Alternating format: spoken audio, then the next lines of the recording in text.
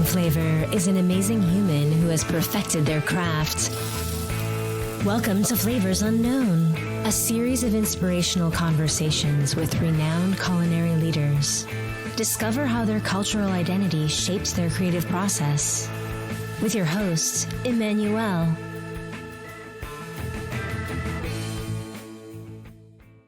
Welcome to another episode of the Flavors Unknown podcast.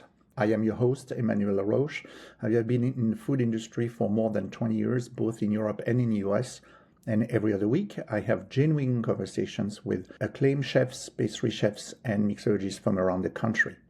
And today, I am joined by Chef David Skinner from Ishtia, a restaurant redefining Indigenous cuisine through Choctaw heritage and modern fine dining. We talk about memory, reinvention, storytelling through ingredients, and the personal trade-offs behind excellence. Hi, Chef. How are you? I'm very good. Thank you for having me on your show. Yeah, I'm very excited to have you on Flavors Unknown. There's much to talk about. You are a man with a lot of experiences in a lot of different aspects, and I hope we have the time to cover, more than one.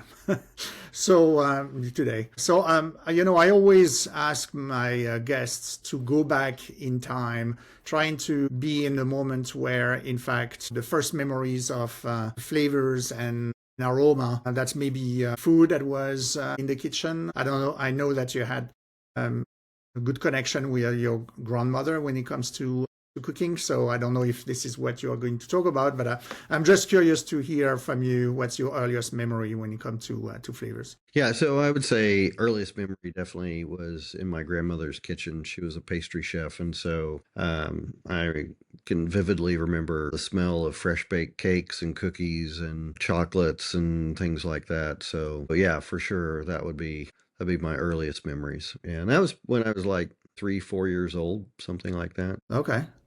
And so what is like the side of the family that is connected to? I have Indian blood on both sides of my family, but okay, the Choctaw side is on my father's side. Okay.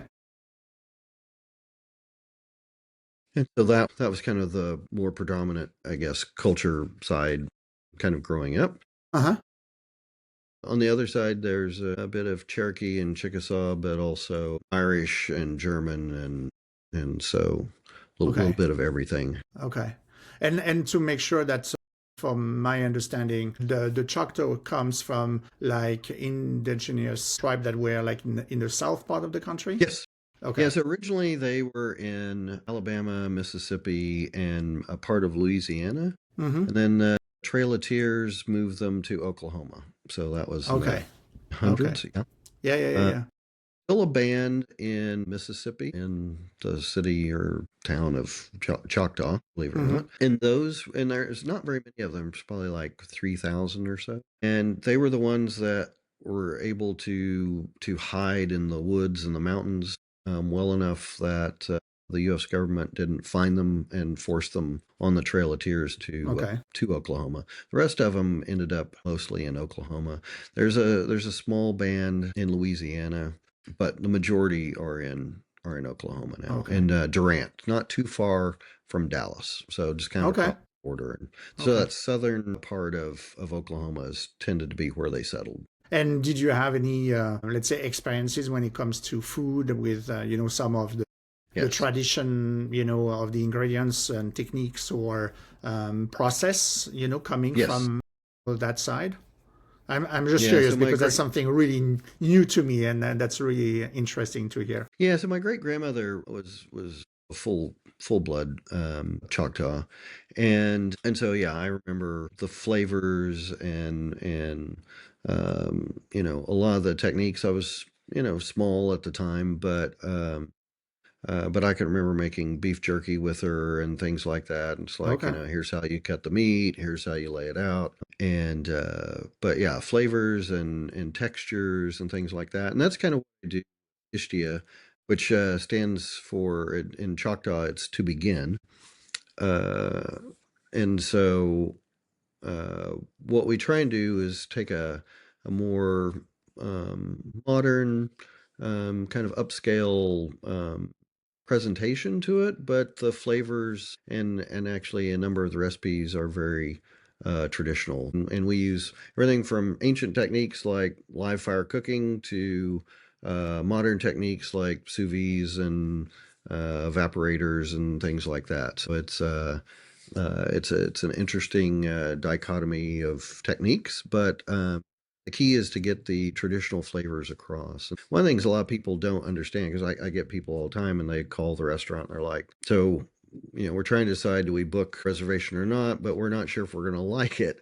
And I'm like, well, do you like Mexican food? Do you like Italian food? And you kind of go down the list and they're like, yeah, we like all those. And they're like, why? And I'm like, because most of those ingredients came from here. Those are traditional native ingredients from North America and South America.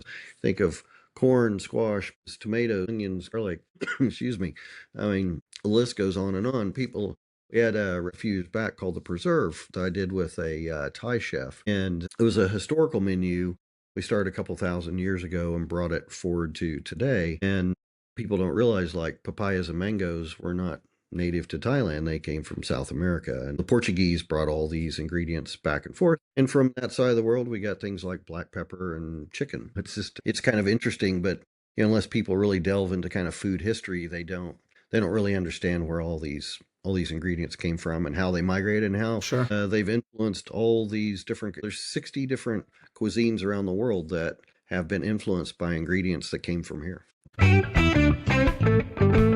Before we jump into the conversation on the ingredients, I'm just curious about Ishtia. So Ishtia, sorry, your restaurant, which had been like put together not too long ago.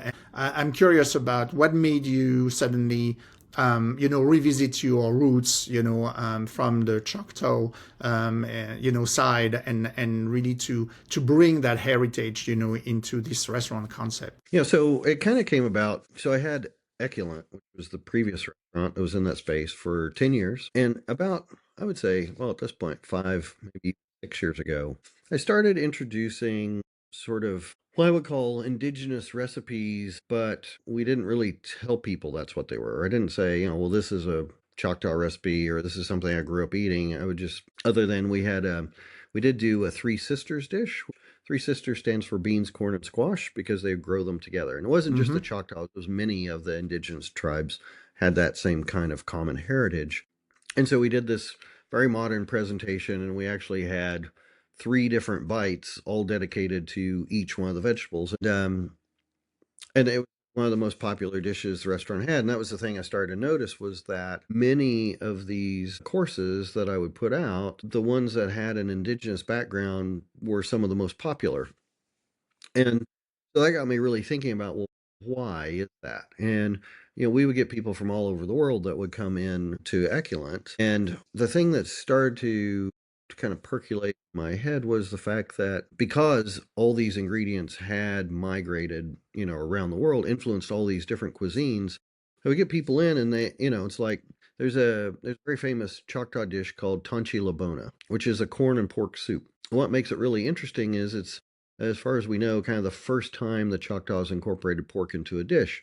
But the corn is nixtamalized, and so it's very similar to a pozole. And so I would get people from Mexican descent, and they would go, "Oh, this reminds me of my grandmother's pozole."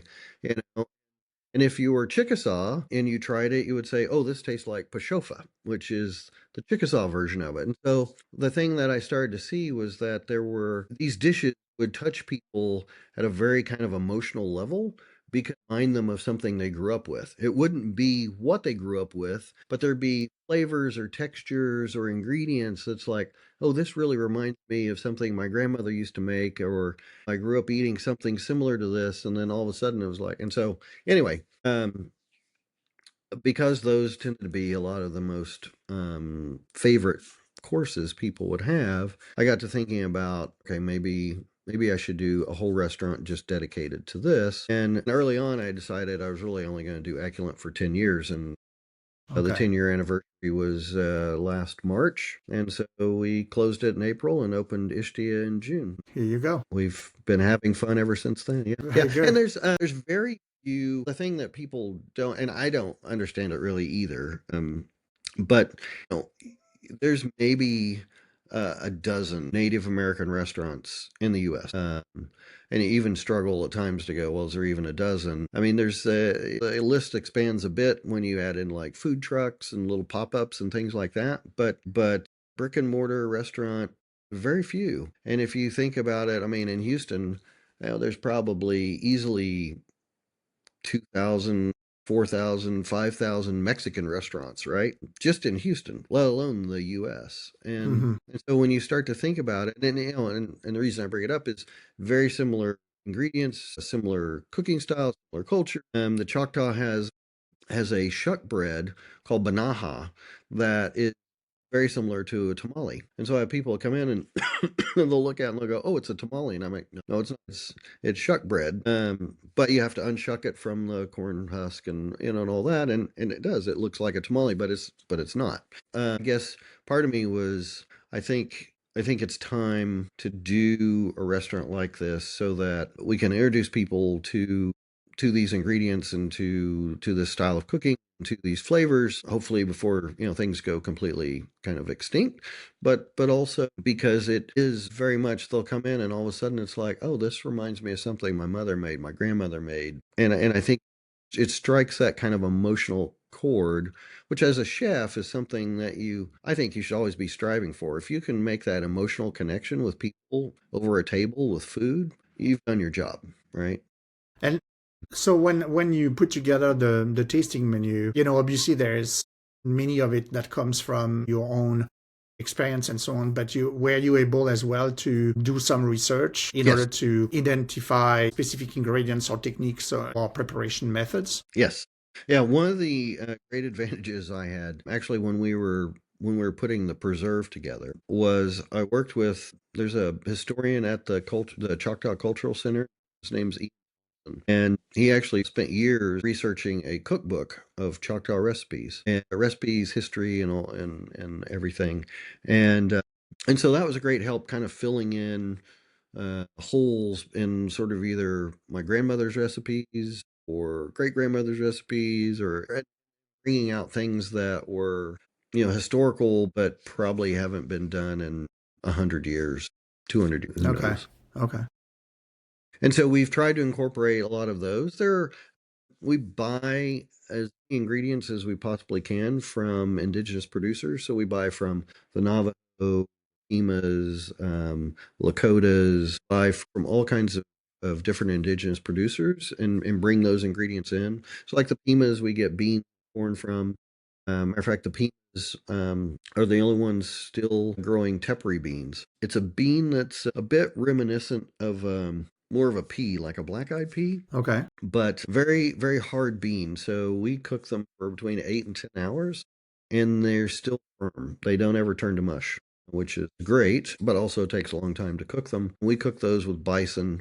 By the time we're done, the bison's basically kind of almost disintegrated, and the beans are still firm. So it's very interesting. But the Pimas were the ones that really hybridize those beans, and they're the only ones that still grow them. So we use that. We get different corn products from them. The Navajos, we get blue corn that they even mill, and we get that from them. Okay. We get our wild rice from the Lakotas up in Minnesota. That's okay, cool. But so obviously, this your restaurant is a fine dining experience, fine dining space. So how do you interpret those recipes or those traditional ingredients to make it as part of a tasting menu in fine dining setup? Right. Yeah, and that's one of the things that, again, people think uh, rightly or wrongly make the assumption that somehow it's going to be boring and bland. And that's kind of what we're trying to. I guess I have two goals. One is that the food is delicious and the ingredients are things that are familiar to you. Hmm. The second would be that Native American food is not Indian tacos and fry bread. And if I ask people, that's what usually comes up. It's like, oh, Indian tacos, fry bread. I'm like, yeah, that's carnival food, which we do not serve. I mean, I'm not going to say that fry bread is not delicious, but basically funnel cake. And so if you think about eating uh, all your meals with a funnel cake, you understand why all of the native people ended up with diabetes and heart disease and were overweight and everything else because it's just bad for you. It's processed flour, processed sugar, and lard. And there's no real redeeming quality to it. So we don't serve it. And people ask me, it's like, well, why don't we have fry bread? It's like, well, here. And also, the history behind fry bread was through the Trail of Tears as they moved all the different tribes, and it wasn't just the Choctaws, from wherever they were to, Indian country, which turned into Oklahoma, which Oklahoma is two Indian words basically put together, is Okla, which is basically red, and Homa, which is home. So it's like red home. And anyway, the thing that I try and do is educate people on the sort of breadth of ingredients that are native, introduce them to all the different flavors. I mean, growing up, yeah, are there things that are maybe not as delicious as you want, maybe a little more on the bland side, or texture wise not. So a good example I can give you is like pemmican. So pemmican's a very traditional dish, not just for the Choctaws, but many tribes. And it was made with meat and berries. And so it'd be whatever. It might be venison and blueberries, right? And they would basically use kind of like a mortar and pestle. They would pound it together, turn it into kind of a mush, and then dry it out. And so I tell people at the restaurant, if you can think of like if granola and beef jerky had a baby, it would be pemmican, because that's kind of how it was. And they used that when they would go on hunting expeditions and so forth. And it was and they would form it like a bar. So I mean, literally, it was like a meat granola bar. There's even a place, I can't think of the name of the company now, but they actually sell it. They sell pemmican in a bar. It's like commercial. And I bought one and just to try. It's like, yeah, it's almost as bad as what I remember growing up. I mean, not that meat and berries together are bad by any means. There's nothing like duck with a lot of fruit nice... and red berries with meats, and Middle Ages cooking in Europe too. So yeah, exactly. But pound it into a paste and fry it is not sure. the Yeah, but greatest. it was because for the transport, and it fit the purpose. It fit the purpose, right? So my version of pemmican that I serve in the restaurant is duck foie gras and red currants. Okay. Yeah, and people Speaks to my French DNA here. Yeah, that's like the most delicious thing I've ever had. And yes, so I've taken, it's still two ingredients, right? It's meat and berries. We put them together. We don't dry it, but we turn it into this upscale experience where you're still enjoying the tradition and the flavors, but I'm not having you have to gnaw on a bar of beef jerky to enjoy it, right? And so that's kind of what we do. So it's like, this is how it would normally have been done. This is our version. The flavor profile will be the same. The texture is different, but this is what you would have experienced back then. And they would have used, I mean, maybe not foie gras, but they would have used all the parts of the animal. So it wouldn't have surprised me if they wouldn't have taken the innards, the liver, the lungs, heart, all of that, because that would have been easier to pound into a paste and added the berries to it, and boom, there you go. When we look at fine dining, that we usually have a rotations of menus based on themes or seasons and so on. So how is it with yours? Is it like a set menu for anyone coming to your restaurant can experience all year long, or do you have rotations of dishes? Yeah, so we have rotation driven by seasons, and then we'll have a few things that kind of stay year round, but we'll make like tweaks to it, right? So there'll be courses that sort of come and go, things that completely disappear. Like we did when we first opened, I had a coral snake soup that we did that really kind of got to people. And so it looked like a baby coral snake in this kind of clear broth, kind of staring at you, right? And it did kind of freak people out a bit. But the coral snake was made out of pasta. And so it was a noodle soup, but we made it so realistic that we had people, it was so One night, we'd probably only been serving this dish for maybe a week. And the way I would do it was we had a very short, round, flat bowl that we had that was glass, and we had a platform underneath with a light. So when we brought it out, the whole bowl illuminated, and you could, because I wanted you to really see the snake, right? Okay. And we would leave the tail of the snake hanging out of the bowl. So it was like it just had slithered into, like it had gone into a pond, right? Really cool. And have some little mushrooms in there too, so it was kind of like a little hidden but not completely, right? And we set this bowl down in front of a guy, and the tail of the snakes kind of slithered and moved a little bit, and he thought it was still alive, and he jumped out of his seat, and I thought he was for the door. But that's when you got it really well, because if it's that realistic and they think there's a live snake that's about ready to get him, that's pretty good. So did you keep it, or did you have to We modify the recipe? we kept that dish for about Okay. 6 months, Okay. and that dish is gone, and now we have other dishes that replace it. But we always have a Three Sisters dish because it's kind. And when our we just added a course tasting menu about maybe 2 months ago, but our main tasting menu is 18 courses, and what it allows us to do is tell a Sorry, story yeah. of Choctaws, about the food, about the traditions. And so every dish that comes out, I will kind of tell them the background behind it. Um, and so we replaced the coral snake dish with a different soup dish that's a hot rock soup. So Choctaws would heat stones in the fire and then put that, because if you think back, go back, I don't know, as far as you want, 1,000 years ago, all of their cooking utensils were basically clay or wood, right? Because they would either have to make it from clay or they'd carve it, whatever, and things would become very fragile. And so instead of like burying the pot into the fire, they would take the stones and put them into the pot and heat whatever was inside.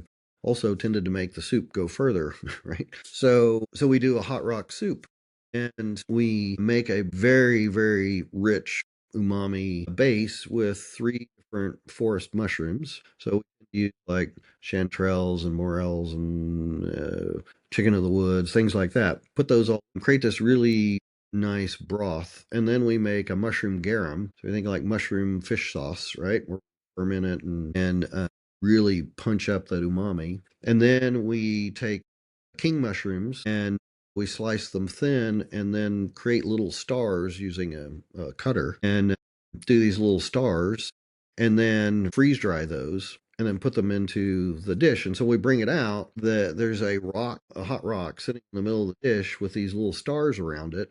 And then we pour the broth in. And when we pour the broth in, the rock itself makes the broth partially vaporize. And so all of a sudden you get this really rush of umami right up into your nostrils from the dish. The stars rehydrate, and we use a king oyster because they stay nice and white, and so it's in a brown bowl. Cool. So you've got this visual of like these stars, and like the stars come to life when we pour the broth over them, but the whole dish is mushroom. It's 100% mushroom. But it allows us to again tell a different story. Very good, yeah. And I'm sure you are delighting your audience because you are very good at storytelling. I mean, I can visualize the dish just listening to you. So yeah, that's very cool. You were interested into food when you were a kid. You created some food experience from what I read in the back of your grandmother's, I don't know if it was kitchen or, and then you still did some business studies and financial. So you have really done a lot of different experiences. You work in finance, you had a consulting firm, you created startups, business. And so what made you come back to, food? With all of this? And I'm very curious because there's been like a break of what, like 20 years? Let's see, 2014. So what, yeah. Yeah, so 12 years now. 12 years. Hard to believe, man. Time flies. I guess I'm having fun. So I guess my first professional, if we want to call it that, foray into food was when I was 16. So I started, like I said, I was in my grandmother's kitchen from 3, 4 years old on. She really sparked the interest because when I was 4 years old, I asked her, I think the picture's still on the website. I asked her, I said, I would like a carousel cake for my birthday. Huh? And she was like, what do you mean? I'm like a carousel, like merry-go-round, right? And she was like, okay, I can make that. And so she did. And so for my fourth birthday, here's this cake. It looks like a carousel, right? And and I think what that did was put in my head that you can make anything you want out of food, right? There's no boundaries, there's no limits. And when I was probably like 8 years old, she had a gourmet store called the Wire Whisk, and it was like easiest thing is Williams Sonoma. That's the Mm-hmm. easiest. Mm-hmm. I mean, she was in before there was Williams Sonoma, and anyway, so when I was about 7 or 8, she gave me a Sauvadier, a chef's knife, Julia Child's cookbooks, and she's like, "Here, you should start learning all this." And so, what used to be dinner at her house on Sunday turned into dinner at her house on Sunday, me fixing something from Julia's cookbook. And so we did. I did everything. Every aspects were not popular. There were a number of things that were not popular in Yeah. that cookbook, but still made them. And so anyway, I guess I was about maybe 14 or 15, somewhere in there. I said someday I'm thinking maybe I'll have a restaurant. Maybe I'll start a Mm-hmm. restaurant. And she's like, well, what's stopping you from doing that now? And I'm like, well, like a lot of things. I'm still in school, and I don't have a space and all that. And she's like, well, there's room at the back of the store. Really Why don't you cool. just do something? It could be like a little pop up, or this is long before those Sure, were sure, sure. parlance, right? But she's like, you can just run it in the evenings or whatever. Just do something. And I was like, okay, fine. So because all I had been cooking for a couple of years was French, I'm like, well, then I'm going to do a French restaurant. It's going to be called La Vie en Rose because I liked Edith Sure. Piaf. Edith Piaf. And Yeah. then, yeah, I was very big into everything French. And so anyway, she had this little kind of mezzanine level that looked out over the store. It was basically a storage room, and so we built out this little tiny cafe in the back that had like 6 tables, and I would go in after school, and we did service kind of like Thursday, Friday, Saturday. Saturdays, I would do lunch and dinner, and kind of caught the bug. My mother had a restaurant. It was not fine dining, Okay. but it was more kind of country cooking, and in the same city. She had hers was a more kind of traditional, larger restaurant, and of course she had chefs and big Hobart mixers and all the stuff, and I just kind of loved it. It was like there's all this crazy machinery and there's fire and you know the chefs Sure. each other and all that. I just thought, well, this is like great fun. So So what so made you then go into finance and yeah. So well, my because mother if it was a like passion here. yeah. And that was the thing. I was like, uh, I got to graduating high school and my mother's like, "You're going to college." I'm like, "I'm not going to college. I don't want to go to college. I can just stay here and do this because, as a 16, 17-year-old Sure. kid, making what I thought was, fantastic money. Of course, I was living at home. I didn't have to pay rent. I didn't, none of that's like, why do I want to do anything else? This is great. And I only work 3, 4 days a week. It's like, come on, great life. And my mother's like, look, you clearly have a talent for cooking. You can do that.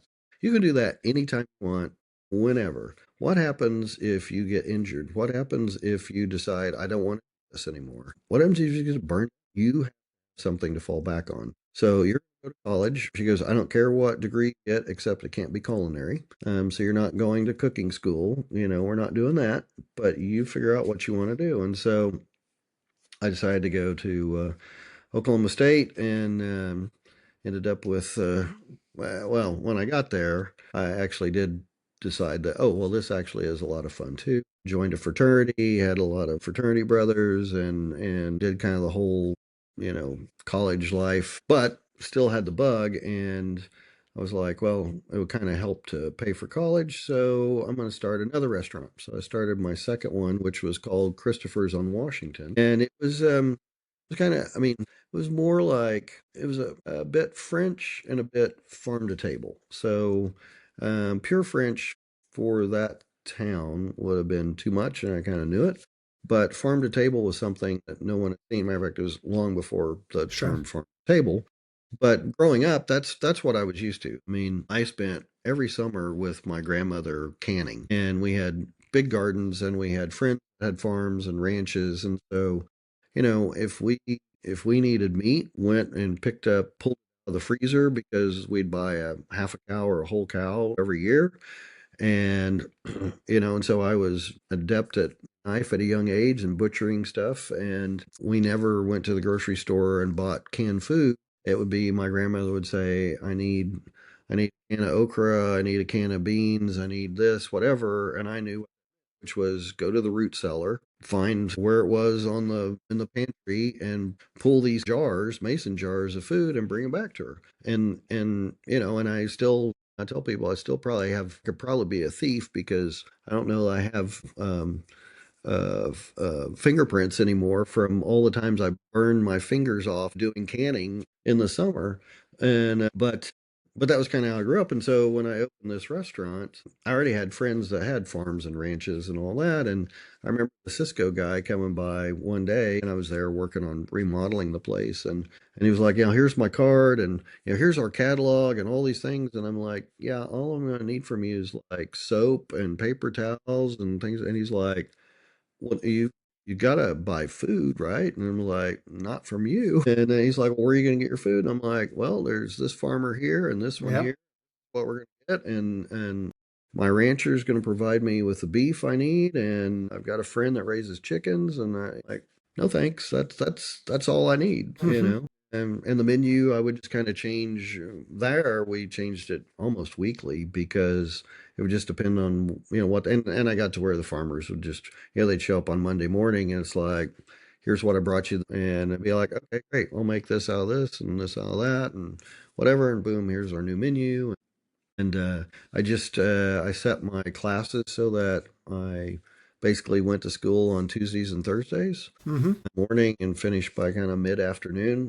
And Monday, Wednesday, Friday gave me days to prep and run the restaurant. We were only open for dinner, so it worked fine. And then I made sure that my lease coincided with when I graduated. And I graduated and I was like, okay, well, let's see. I could stay here and continue doing this, or I can do other things. And at that point, I was like, really, restaurants everybody thinks they want to have a restaurant. Well, till you own, then you realize it's like, wow, that really ties you down. And that was the thing I knew. It was like, okay, you don't really have a day off, right? Sure. And so I've spent all this money in the last 5 years studying. Maybe I should go do something with that. And so I went and did commodities trade for the first year, and then went to work for Conoco and R&D, and Okay. did that for 9 years, and then started my own consulting firm for that.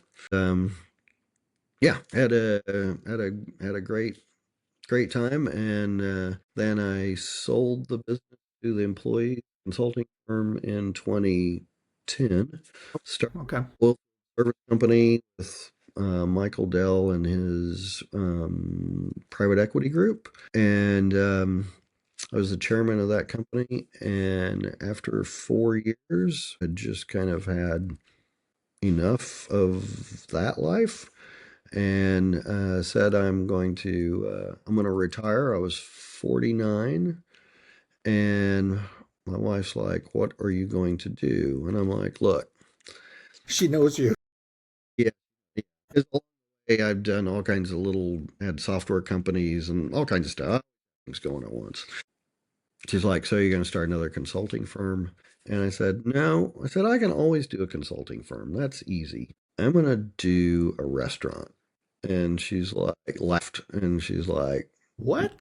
yeah, what? And I'm like, look, I am 49. If I don't do it before I turn 50, I won't do it because it's not an old man's game. It's a young person's game. But the restaurant that I want to do, no one would ever do. No one would ever fund it. It's too crazy. It will probably fail, but I'm in a position where I can put the money in it and do it. And if it fails, it doesn't matter. Right. And so I started Eculent, and it came from a trip I took to China. And I mean, for 30 years, basically, I traveled the world. And the great thing was I had pretty much an unlimited expense account. So I ate in Michelin restaurants everywhere I went. I couldn't tell you how many stars I've collected over the years, but they're in the thousands probably. And I mean, I spent 2 years because Novartis was one of my big clients.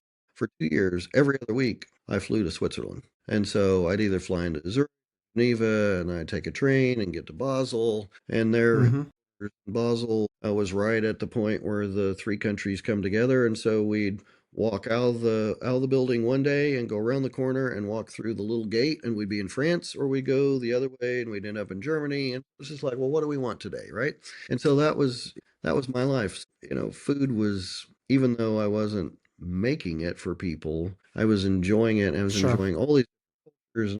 Literally, when I say I traveled the world, it's like every continent, ate some of the greatest things in the world, and the by far the nastiest thing I ever had in the world was in China, which were hissing cockroaches. It was the only thing I think I've ever taken one bite of and thought literally I'm going to throw up, and did not eat any more of those. But it was one of these trips that I was taking to China, going to Beijing, and I ate a meal at the airport. I got food poisoning. 26 hours in a plane is not the way to have food poisoning. Nope. So I spent most of my time in the toilet, and thinking back to myself is like, why in the world did I do that?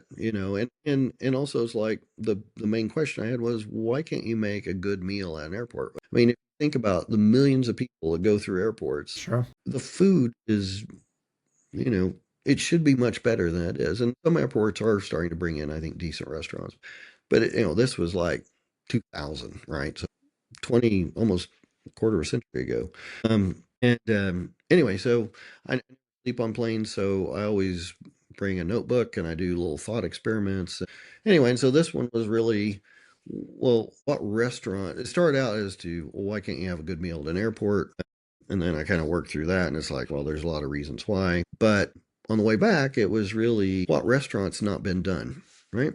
And if you think about that, pretty much every restaurant that you can think of has been done. There's Ethiopian taco shops. There's, you know, you all these fusions and mashups. And I mean, in Houston, we've got Japanese, Peruvian, we've got French and Somali. I mean, there's anything and everything, right? And so anyway, my thought process, of course, I was doing all this consulting, so I'm like, well, I'm just going to apply the same tools and techniques I use for clients to this. And the thing I came up with was the common denominator in every restaurant anywhere in the world is static environment.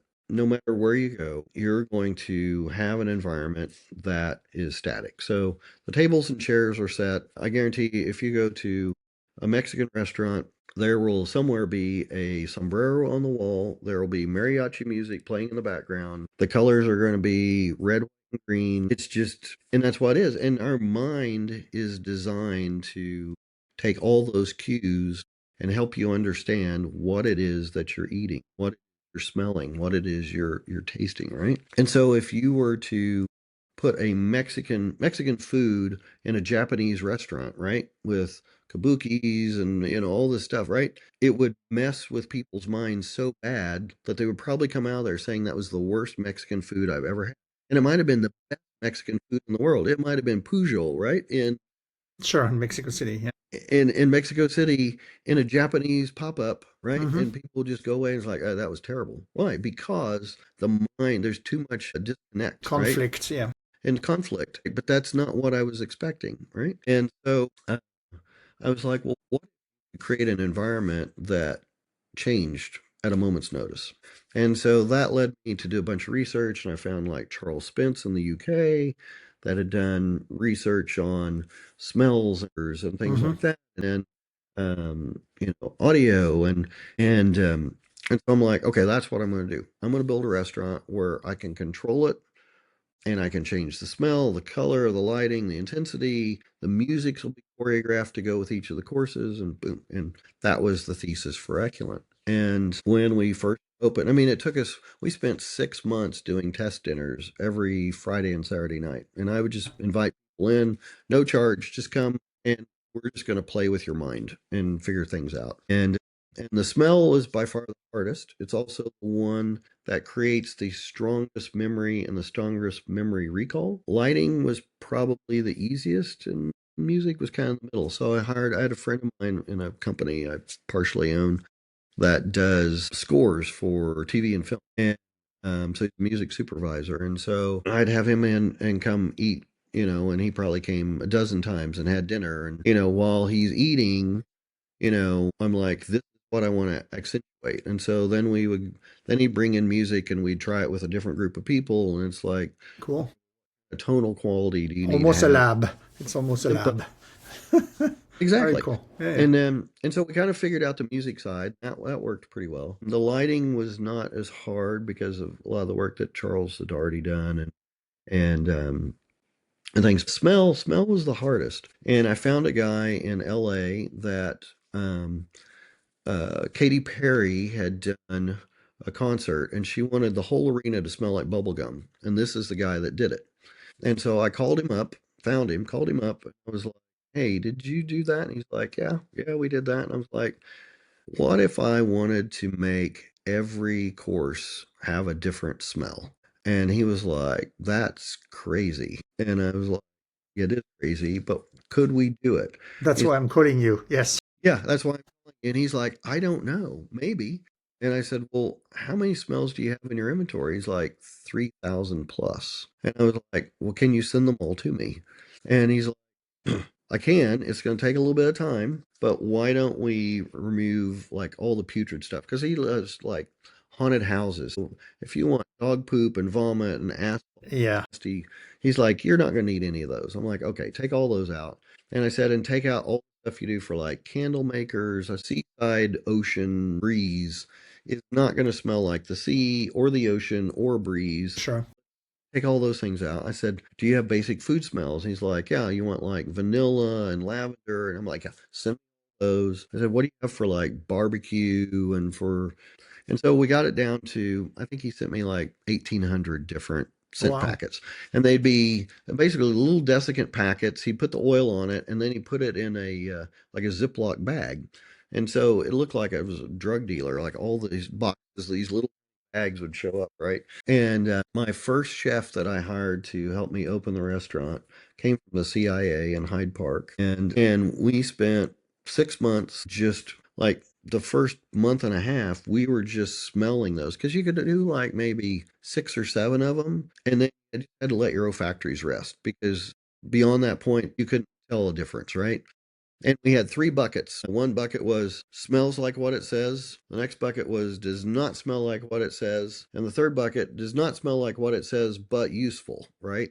Mhm. And it was like, okay, so we cleared out probably a good 1,200 that just were useless. Again, still it was, it would say it was lavender, but it'd be, you smell it and you're like, yeah, but it doesn't smell like fresh lavender. It smells like lavender soap. We don't need lavender soap. And so we throw all those things away. And anyway, we got it down to this kind of core set of smells. And once we had that, then it was like, okay, how are we going to get the smell into the restaurant? And more importantly, is it a smell that you introduce before the dish comes out, while the dish is being served, or after the dish is served and you're picking it up and taking it away? Because they all evoke different emotional responses. And if we're serving a dish and it's supposed to be, let's make it a vanilla sponge cake, right? We're serving that. Do you want vanilla to be the smell or something that's complementary? And maybe it's a vanilla sponge cake with a lavender icing. Do you want to accentuate the lavender, right? And so Hmm. the lavender, or maybe you want them both. And so you mix a little lavender and a little vanilla together and it comes out. Well, some things mix well, some things don't mix well. So like I said, the smell side of it was the hardest. And even today, there's certain things I'm like, I wonder if that'll work or not. And so we spent a lot of time doing that. And then it was like, okay, now how do we get this smell into the room? What do we do? Right. And so we actually built scent generators that we placed in the ceiling above the tables. Boy. we built our own control system that ran off an iPad. And the scent generator was not super high tech, but basically we had a controller with a fan and a box. And we would put whatever smell we wanted in front of the fan. So you push the button, the fan would come on, it'd push the smell into the room, right? And But so explain something to me here, because usually when people go to a restaurant, you have guests that arrive at different times. So you had to organize and have like one sitting. Okay, got it. One sitting, or everyone starts at the same time and deliver. yes, Because I said because otherwise very confusing if you have like different that smells, different tables. So, was the only way we could make it work was everybody had yeah, to yeah. and sit together. Okay, got it. Yeah. And from that experience, was it like I don't know, one combo that was like you think that looking back now was like the best, or if it's not one, maybe your top So three? yeah, there were certain smells that really helped, I think, build a dish. And we even discovered that there were ways we could overcome allergies that people would have with smell. Really? Okay. So like you would have people and they would say, well, I'm allergic to pick something odd, cilantro, right? They can't, there's certain people that have a gene. If they ingest cilantro, it tastes like soap, right? Okay. That's only if you ingest it. If I put a cilantro smell in the air, you can breathe it. It's not enough to alter your palate, but it will fill in a note in the dish. And so I could actually make a dish that had no cilantro in it, put cilantro smell in the air, finish out the flavor profile of the dish, and eliminate the allergy. Hmm. Yeah. Got it. There's Wow. crazy stuff. But Okay. again, it comes down to how much you put in the air. Is it before the dish comes out, during the dish, or whatever? And then we started figuring out, well, there's ways to introduce that smell that are better than just putting it into the air. So we came up with these forks that had a paper tablet in them, and we would scent them. And Hmm. I came up with this dish. Matter of fact, it's one of the ones people still talk about to this day. And excuse me, we're getting ready to bring it back onto the menu for Eculent, because Sure. we actually reopened Eculent back in October, and it was our forest dish. And so I came up with this idea that what if I made an edible forest for people? And so we made two different soils. We made a soil out of basically panko that we would scent with truffles. We created a dark soil, an edible, we call it edible soil, which we use today in a number of different things. But that I made out of beets and black olives. And so we would dehydrate them and then grind them up. And it looks like dirt when you're done, but it has a really nice, very earthy flavor to it. And I would take greens and freeze dry them so that they were crunchy. And then we sous vide escargot and a little butter and garlic. And then we would create these kind of fake branches and things. Anyway, when we were done, I would basically, and we served it in a large cloche that had a black plate at the bottom, and it would be for two people. And then the cloche was like 14 inches, so it was big. Wow. Yeah, yeah, And yeah. then fill the whole thing with smoke. And so when we would come out and set it down, it looked like this kind of terrarium filled with smoke, and all they could see was just faint glimpses of things inside they didn't really know, right? We Hmm. removed the cloche, the smoke would billow out. It would leave this forest floor basically, and people thought, oh my God, this is a crazy enough dish as it is. And then we would give them the fork, and they would first dig in. As soon as they brought it close to their nose, all of a sudden you see their eyes, and they would just kind of light up, and they're like, "What is this?" The whole world. Yeah, yeah, yeah. Their whole Very world cool. changed. Sure. And we got the smell because I took potting soil and we would distill it in our lab, because I built a whole food lab to do this. So we distill potting soil, and it would smell like a fresh forest floor. Like if you were walking through the forest and you were knocking dirt off of your shoes, that's what it smelled like. And I had this girl in, and she was probably, I don't know, 30, 35. And she's eating this dish, and the tears are starting to run down her face. And I'm thinking, uh-oh, we didn't catch an allergy. There's something we missed on this. So I walk over to her and I'm just like, is everything okay? And she's like, you don't understand. I used to go foraging mushrooms. Oh, that was the other thing. We had 7 different mushrooms, all prepared differently in it. Yeah, Right. yeah, So yeah. fried, some were dehydrated, some were dried, a lot of them were pickled, all these different mushrooms. Anyway, and she's like, I used to go pick mushrooms with my dad. We used to live up in Seattle in that area. This reminds me so much. And we would change the lighting to this dark green. We would bring the lights down. Sure. Literally, you felt like you were in a forest eating it, right? And she's like, my dad died a year ago. And this brought back the memory of us Sure. four rooms together. And I just can't help it. And Wow. I'm like, that's the best compliments you can have, Yeah, it's the best experience. Yeah, absolutely. The best experience. Yeah, but that's what happens when you can tap into that sensory side and that emotional side, Yeah. It's definitely about experiences, emotions. So yeah, that's a great story. Chef, I have to switch to the rapid fire question. I know I can do another complete hour with you. It's fantastic stories. I was curious about like other things, but maybe we can continue, offline. Do another. But so what is your go-to guilty pleasure food? Guilty pleasure. Tacos. So what kind? Because there's so many, especially now, from breakfast tacos to elevated tacos to street tacos. So I'm curious. Yeah. That's the thing. That's why I love tacos, because it can be anything and everything, and people have reinterpret them. Like I say, I have a friend that he did this Ethiopian taco shop with Nirnjaya bread, right, and then he put like chicken in it, and the stuff, but use Ethiopian spices and so forth, and yeah, I think it's just so versatile. There's so many things you can do, but I love tacos. I love going to Mexico. Matter of fact, I'm off to Oaxaca in a couple of weeks. I just came back yesterday from Mexico City, and I tasted into like a street food from a chef that decided, in fact, to do a counter instead of a brick and mortar. And I tasted from his secret menu a guava mole foie gras taco, and that was amazing. That was really, really good. So yeah, I get it. Obviously, I mean, another things that I would have loved to talk to you about another time, but all your travels and food experiences. So, but what would be your maybe top 3 most amazing food experience you had while you were traveling, when you had this in-between life, between restaurants? Yeah. Destinations for sure. Barcelona is like number 1 on my list.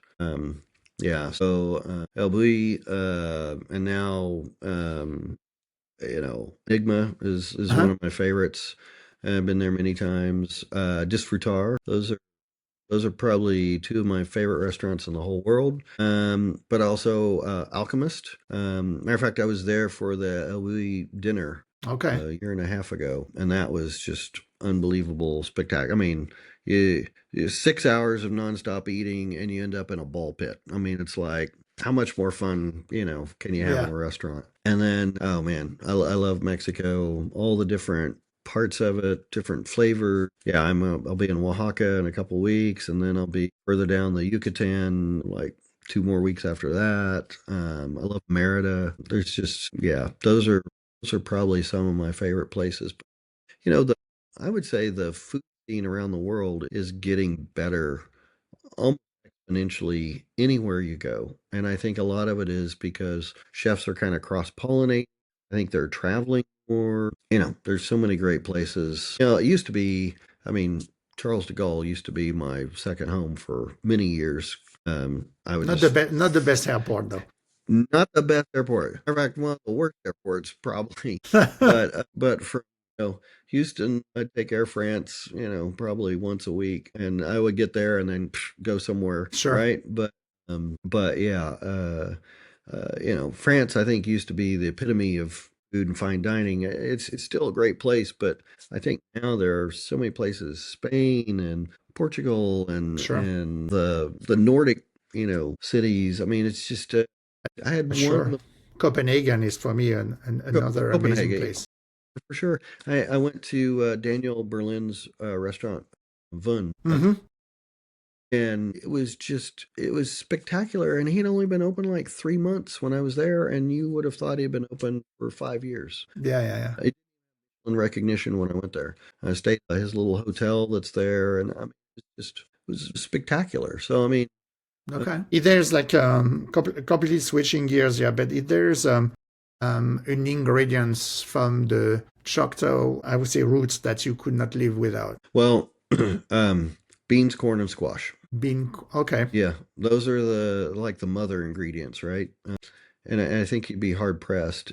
Beyond that, one of the things that's interesting about the Choctaws, they have one of the most diverse foodways of any native indigenous culture in the U.S. and or North America.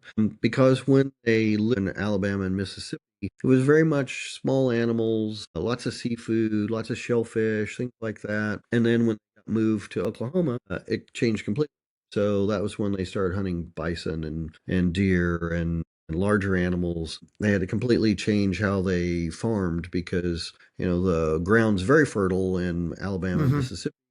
Oklahoma, when they say red, and the reason they called it red home is because it's red clay. It's not very fertile land. And so they had to change things completely. They were good at hybridization. There's a Choctaw corn. I get seeds kind of every year from them. We keep trying to grow it here. We had a mixed bag of luck. But if you ever go to the Cultural Center in Durant, they have a walk-through diorama.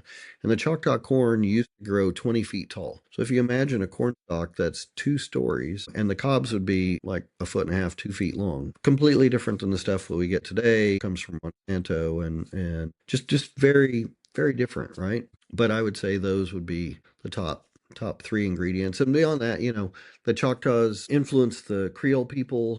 So I always tell people if you love gumbo, traditional gumbo, you can thank the Choctaws because they introduced them to how to harvest the bark off the sassafras tea, which is what's used to make filet.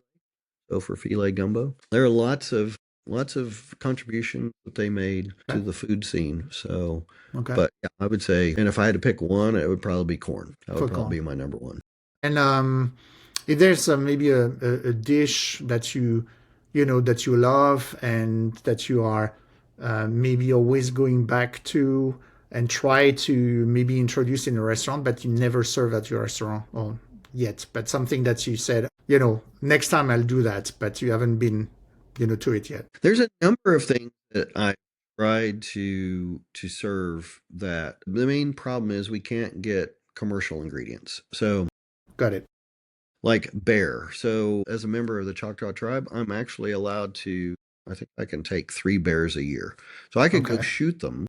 But I can't serve them in the restaurant because I can't get a USDA permit to slaughter them for commercial use. And same thing, the Choctaws hybridized a pig. And so the Choctaw Nation in Oklahoma has a whole herd of these pigs. And I've been trying to get some of those, but I can't get them because I can't get a USDA stamp on them to serve.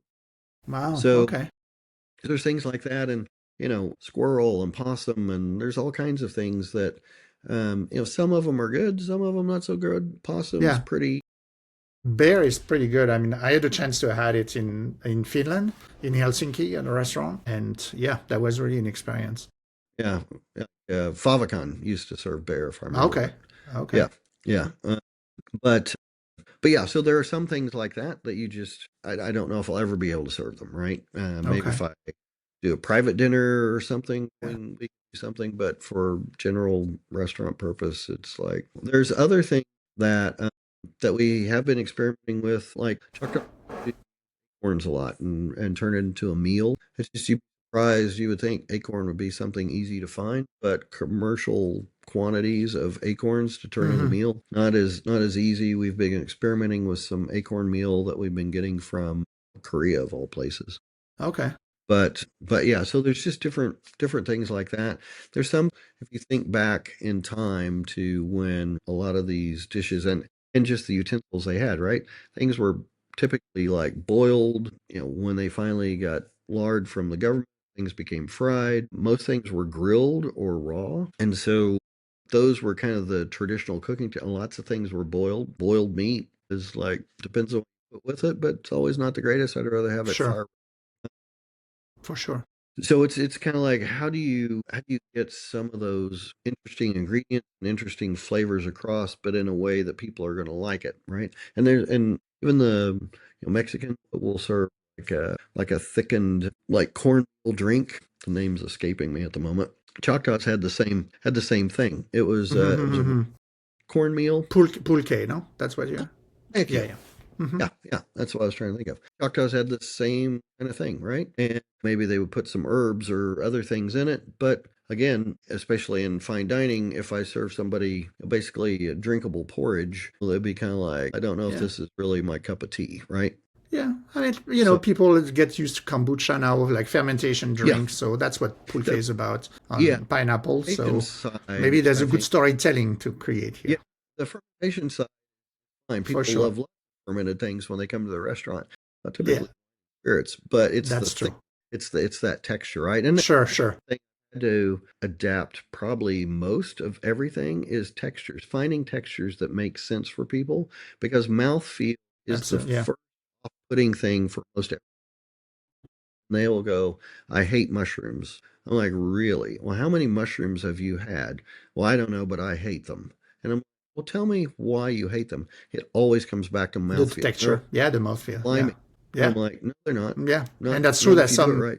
There's some beverages that could be slimy and, Same thing. and Yeah. yeah. Yeah. But things like that. It's like, yeah, it's like, nah. So my last question for you is, we always talk about celebrating, reinvention, and you have reinvented yourself many times, through your career, but we rarely talk about what people have lost. So if there's anything that you would say when you are returning to the kitchen from your previous life, you have lost. So I'm just curious about if I there's think anything that you miss. from the previous life, yeah, I would say they're like two different worlds. Every now and then the worlds collide, and like I'll get I hosted the executive team from Phillips 66 for a dinner one night, and it's like so I knew all the guys that were coming, right, from the previous company and things, and so it was interesting that kind of weird kind of dichotomy. And I guess the thing that before with the consulting firm, I would be doing. I would help them think through difficult decisions that impacted thousands, if not millions of people, right? And it could be that one decision that made such a big difference, right? Now I'm impacting people on basically kind of this one-to-one basis. So maybe one of the things I miss is the ability to impact a huge number of people with one decision or something, whereas now it's more a few people at a time. I think the other thing is probably not sure exactly how to put it, but um, I had much more freedom when I had the consulting firm. It was more demanding from a travel standpoint. So I might travel 270 to 300 days a year somewhere, right? Sometimes it was just a day trip, but a lot of times it was longer all over the world. Now, when I do travel, it's a real treat because I don't get to get out of the kitchen as much as I used to, right? And so there's probably those two things that are, Okay. I would say, yeah. Chef, thank you very much. Thank you for your time. Thank you for sharing your stories and Absolutely. educating us on indigenous food. That was really exciting. And that's a place and an area that not a lot of guests on the podcasts. So thank you. Well, thank you. I'm happy to tell the story, and I'll be more than happy to come on any other time you want to ask more questions or delve into some of the other stuff. Thank Very you for good. having me. You're welcome. Thank you for listening. And if this conversation resonated with you, it's probably because it touched on something deeper than food. Chef David Skinner reminds us that cuisine is not just about technique. It is identity, it's memory, it's responsibility.